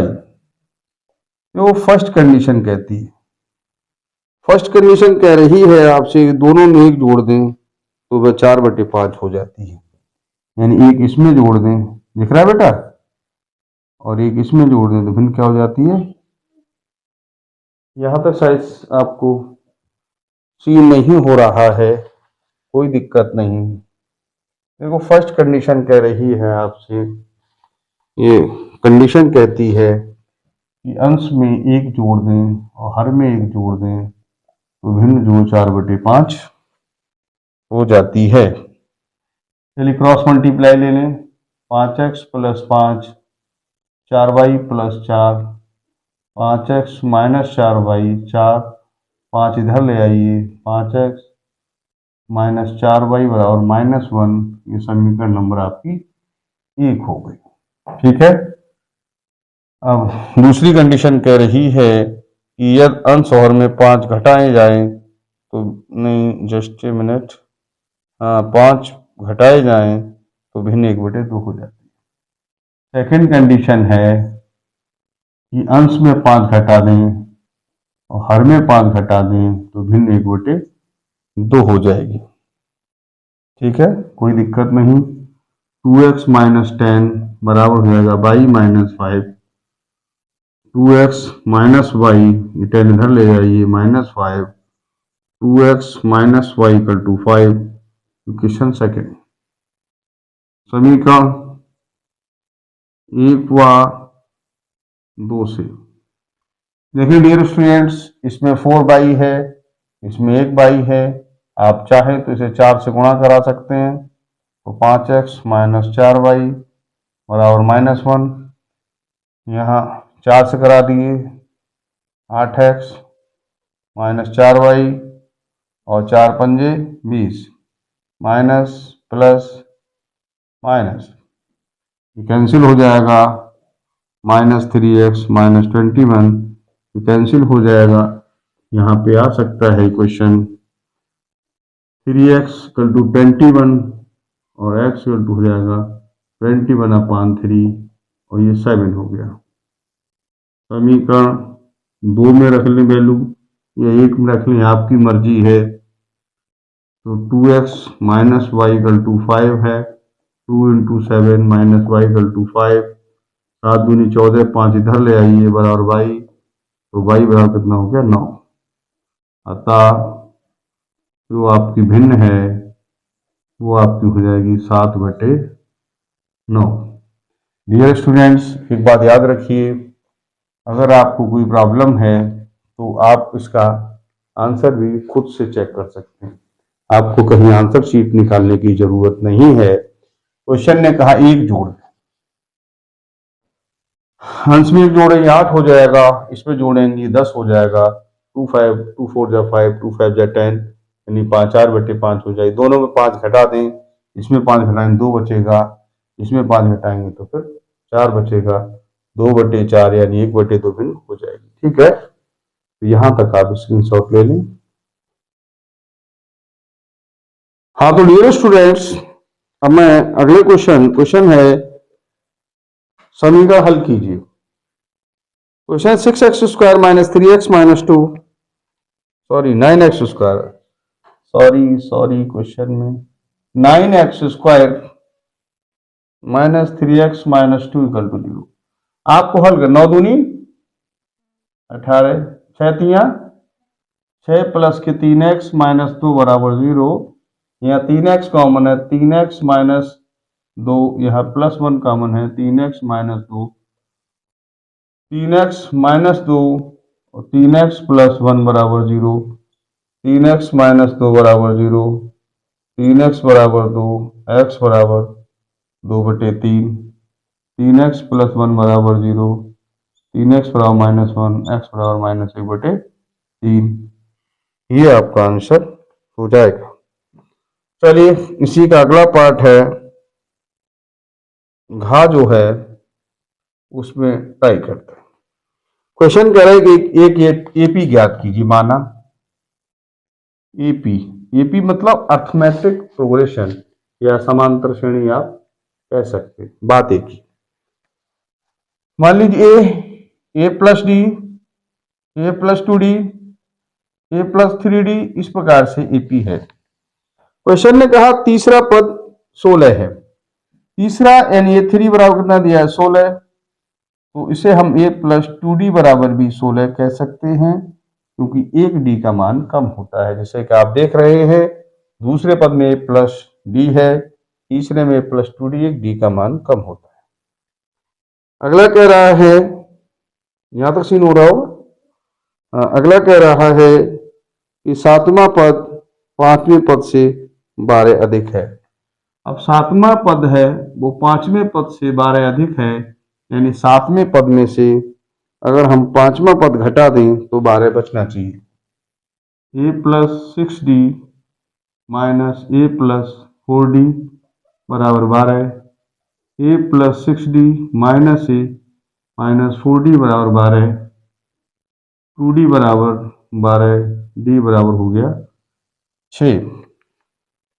अब ये मान यहां लगा दें समीकरण 1 से, समीकरण 1 से, तो a प्लस 2d की वैल्यू 6 है बराबर 16, और 6 दूनी 12 इधर ले आइए तो ये कितना हो गया 4। अतः AP A comma A plus D comma A plus 2d comma A plus 3d up to so on, ये 4 हो गई, ये 4 और 6 10, फिर 6 इसमें जोड़ दीजिए 16, फिर 6 जोड़ दीजिए 22 अप टू सो ऑन। ये आपका क्वेश्चन, ये आपका सेक्शन बी जो है उसके 2 क्वेश्चन फिनिश हो गए। तो डियर स्टूडेंट्स, अब क्वेश्चन नंबर 3 है, इसमें आपको अथवा दिया है, इसमें 2 में से करना है, लेकिन मैं आपको दोनों क्वेश्चन कराऊंगा। ये प्रत्येक क्वेश्चन 6 नंबर का है। चलिए मैं स्टार्ट करता हूं बिना किसी देरी के। क्वेश्चन नंबर 3 है, ये कह रहा है 5x प्लस वाई बराबर आपको दिया है 3। अगली क्वेश्चन है 6x माइनस 5y है, 5y इज इक्वल टू 1/2। ऐसा करिए 2 की तरफ मल्टीप्लाई करिए, 6 2 या 12 माइनस 5 2 या 10 y इक्वल टू 1। इसे क्वेश्चन नंबर आप सेकंड कंसीडर कर सकते हैं। बेटे यहाँ 10 है और यहाँ 1 है, तो इसे 10 से गुणा करा लें, तो आप लिख सकते हैं समीकरण 1 को 10 से गुणा करके समीकरण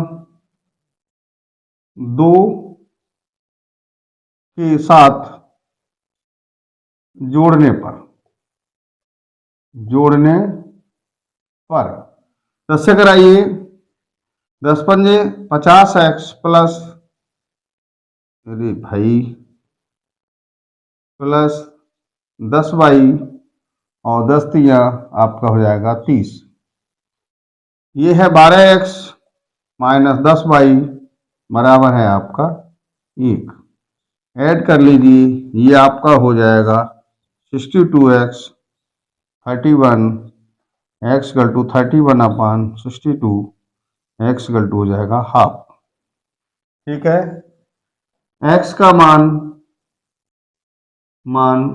समीकरण 1 में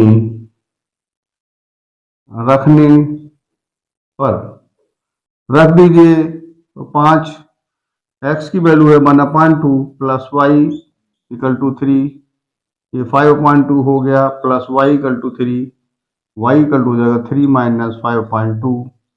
एलसीएम ले सकते हैं 6 माइनस 5 वाई इक्वल टू 1/2।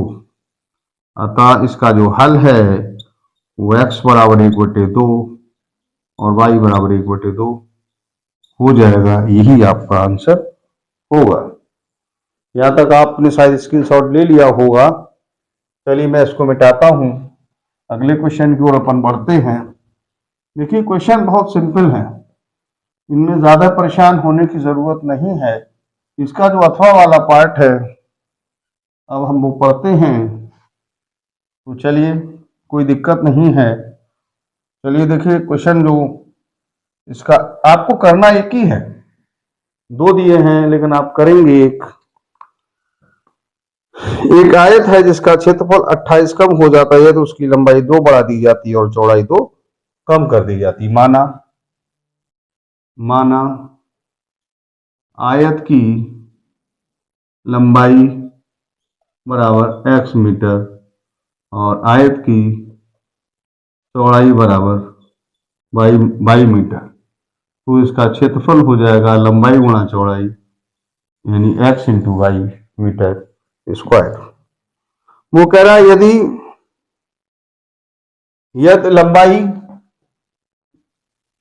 यदि लंबाई जो है वो इसकी 2 मीटर बढ़ा दी जाए यानी x प्लस 2 मीटर कर दी जाए और जो चौड़ाई है वो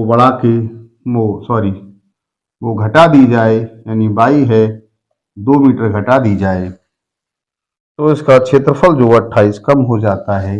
यानी जो नया क्षेत्रफल जो लंबाई गुणा चौड़ाई बनेगा उसमें से जो पुराना क्षेत्रफल हम लेस कर देंगे तो वो हमारा 28 बचेगा। 28 कम हो रहा है ना, ऐसा करने से 28 कम हो जाता है। तो पहले वाला क्षेत्रफल ऐसे करने से 28 कम, यानी पुराने क्षेत्रफल में से हम नया क्षेत्रफल अगर घटा दें हम तो 28 बचना चाहिए। क्वेश्चन कह रहा है कि नया क्षेत्रफल 28 कम है। जब नया 28 कम है इसका मतलब है कि नया क्षेत्रफल ये लंबाई गुणा चौड़ाई हो गया, पुराना क्षेत्रफल एक्स वाई है तो इसमें से घटा दें तो 28 बचेगा। एक्स वाई गुणा कराइए इसकी x Y minus 2x plus 2y और ये माइनस का हो गया आपका 4 बराबर 28। X Y minus X Y plus 2x minus 2y plus 4 बराबर 28। ये कैंसिल हो गया, 2x माइनस 2y बराबर 28 माइनस 4 2x माइनस क्या हो रहा है बार बार 2x minus 2y 24 x minus Y equal to 12। Equation हो गई आपकी फर्स्ट। चलिए अगला कह रहा है यदि लंबाई 1 मीटर कम कर दी जाए और चौड़ाई 2 मीटर बढ़ा दी जाए तो नया क्षेत्रफल 33 बढ़ जाता है। यानी लंबाई क्या कर दी जाए, कम कर दी जाए और चौड़ाई जो है वो 2 मीटर बढ़ा दी जाए। ठीक है, यानी बाई प्लस 2 कर दी जाए तो क्षेत्रफल बढ़ जाता है। यानी नया क्षेत्रफल ये है, पुराना हमारा एक्स वाई इसमें से घटा दें तो 33 ये बचना चाहिए। ठीक है, चलिए कोई दिक्कत नहीं है। एक्स वाई गुणा कराइए 2x minus Y minus 2 minus X Y बराबर 33।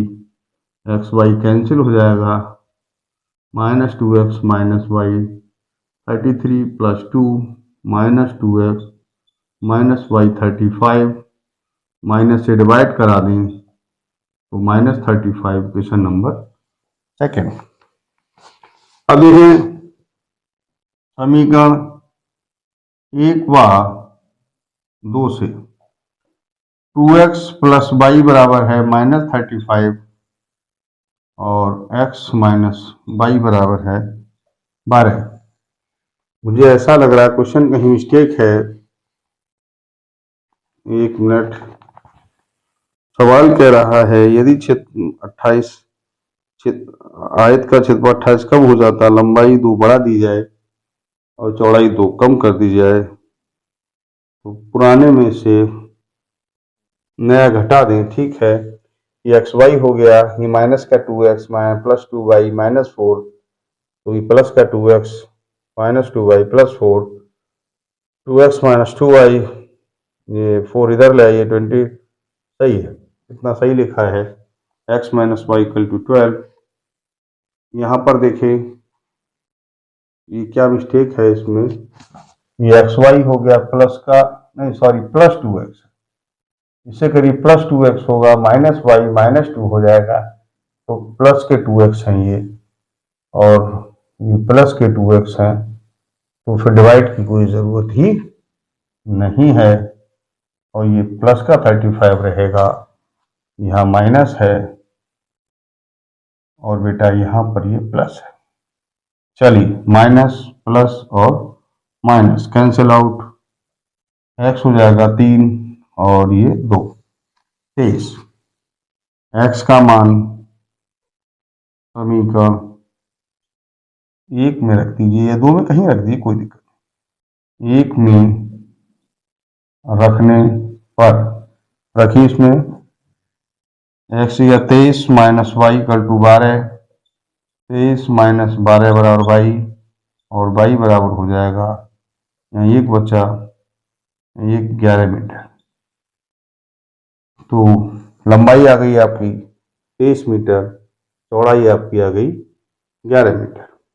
चलिए यहाँ पे क्षेत्रफल आप निकाल लें। क्षेत्रफल होता है एक्स वाई मीटर स्क्वायर, ये x कितना है 23 गुणा 11 मीटर स्क्वायर, 11 3 33 और 11 दूनी 22 और 23 24 25, 253 मीटर स्क्वायर, ये आपका आंसर। यहाँ तक आप स्क्रीनशॉट ले सकते हैं। हाँ तो डियर स्टूडेंट्स, अब मैंने कहा था प्रत्येक क्वेश्चन 6 नंबर का है, 6 मतलब मार्क्स का है, तो बशर्ते है एक करना था, मैं आपको दोनों ही करा रहा हूं, मैं नहीं चाहता कि कोई क्वेश्चन आपका छूट जाए। तो अगला क्वेश्चन है, 36 तल में एक बिंदु O से 20 मीटर ऊंचे एक भवन के शिखर का उन्नयन कोण 30 अंश है। एक भवन है,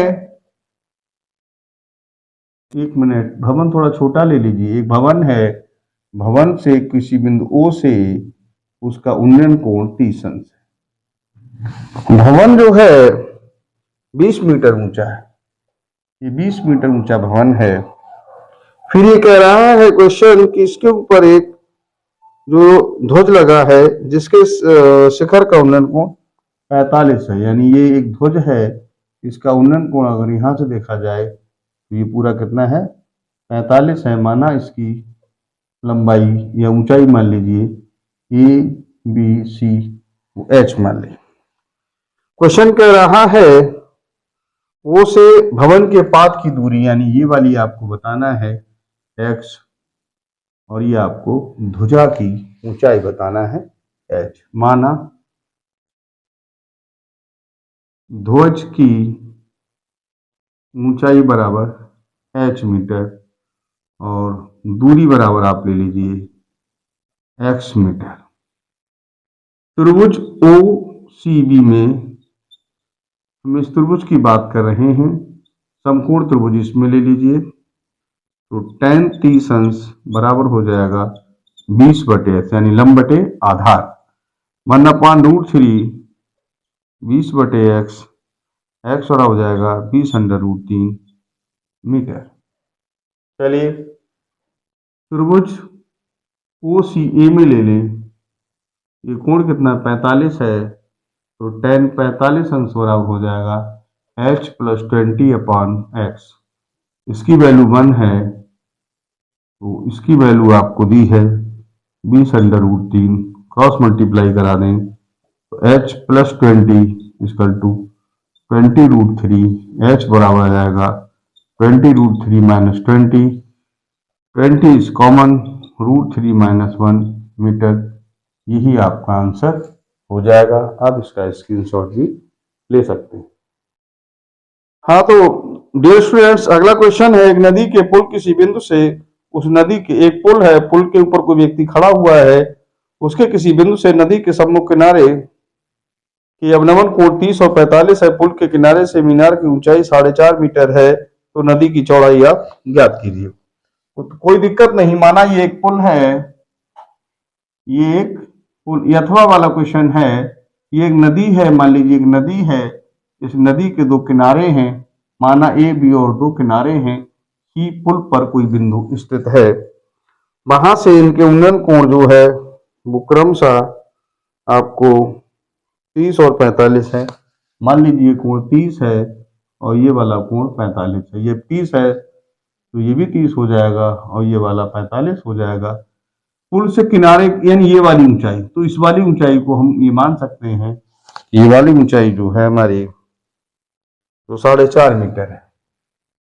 किनारों से ऊंचाई यानी ये ऊंचाई या 20 से ले ले, बात वही है। माना ये बिंदु M, ठीक है, ये x ले लें और ये y ले लें। माना नदी की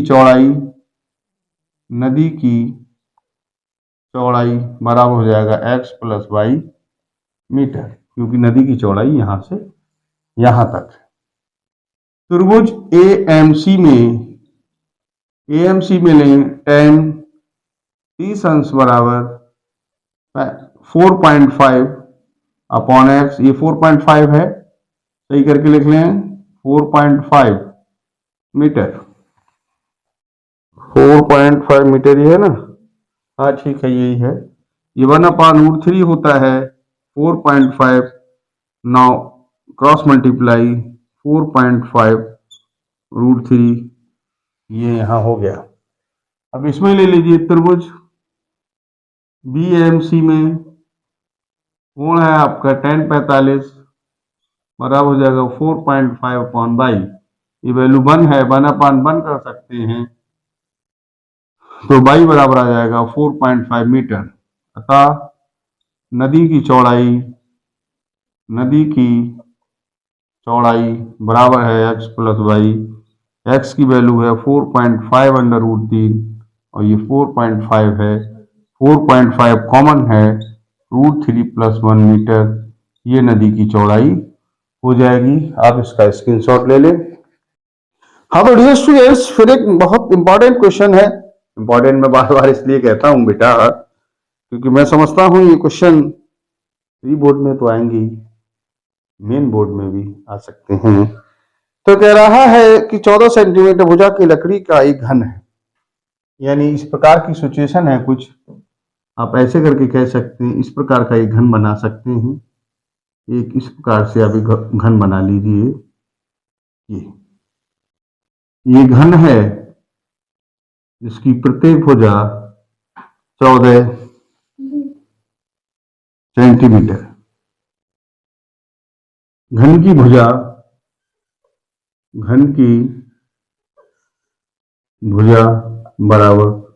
14 सेंटीमीटर। तो घन का आयतन बराबर होता है भुजा की घात 3, यानी 14 की घात 3, 14 गुणा 14 गुणा 14, इसको 14 196 होता है और 14 और हो जाएगा, इसकी गुणा करिए 14 पंजे 70, 2700 नहीं 20,000, 2754 है, 2700 सेंटीमीटर स्क्वायर, ठीक है।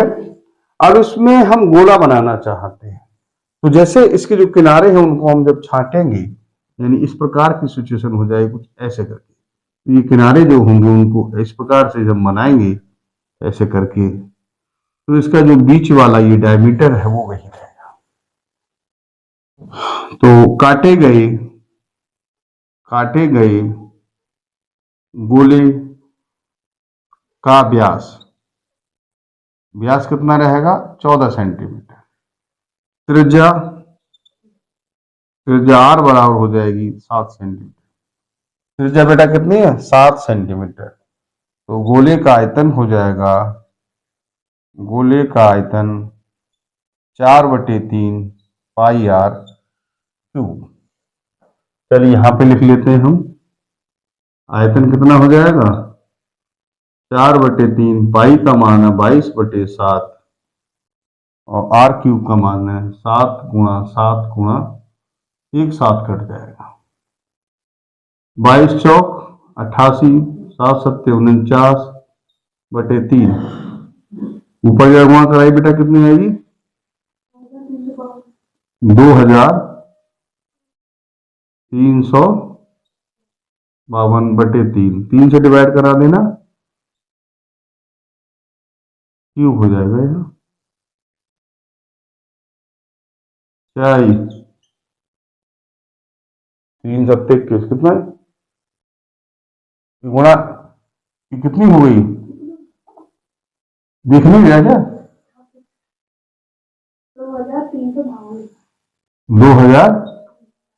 2352। 2352। तो डिवाइड करें कितनी आ रही? डिवाइड करा दीजिए, कितना आया? 784। 784 तो नहीं, एक मिनट गलत हो गया, जस्ट ए मिनट। 4 दूनी, यहाँ आपने गलत लिख लिया, 7 सत्ते 49 और 22 चौक 88 हुआ यहाँ।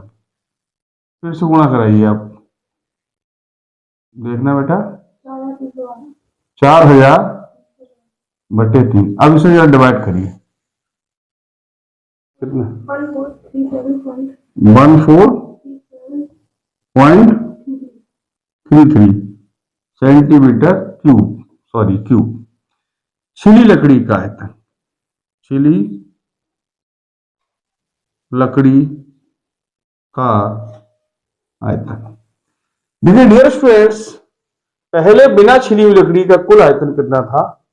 हमारा था 2744। उसमें से अब जो लकड़ी है वो हमारी है 1437.33।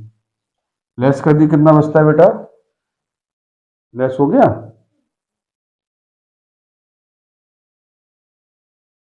कितना आ रहा है? कैलकुलेशन आप एक तरफ करा लीजिए, करिए। मैंने, हाँ कितना है बताओ? 14।